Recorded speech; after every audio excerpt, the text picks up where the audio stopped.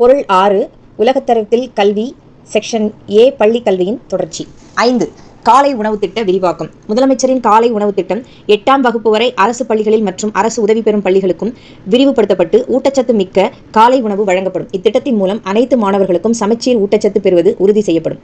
6 10% இடஒதுக்கீடு. இளங்கலை பட்டப்படிப்பில் அரசு பள்ளி மாணவர்களுக்கென 7.5% இடஒதுக்கீடு 10% உயர்த்தப்படும். மேலும் முதுகலை பட்டப்படிப்பிலும் அரசு பள்ளி மாணவர்களுக்கு 10% இடஒதுக்கீடு வழங்கப்படும்.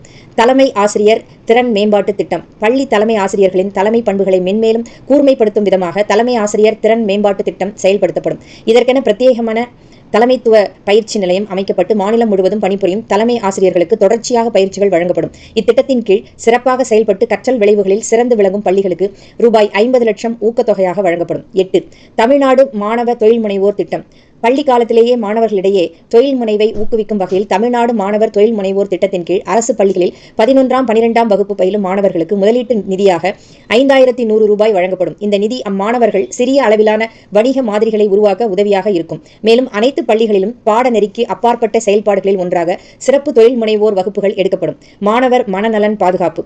அரசு பள்ளி மாணவர்கள் ஆசிரியர்களின் மனநலன் மற்றும் பாதுகாப்பை உறுதி செய்யும் வகையில் 5000 மனநல ஆலோசகர்கள் நியமிக்கப்பட்டு மாணவர்களுக்கும் ஆசிரியர்களுக்கும் உளவியல் முதலுதவி பயிற்சிகள் வழங்கப்படும்.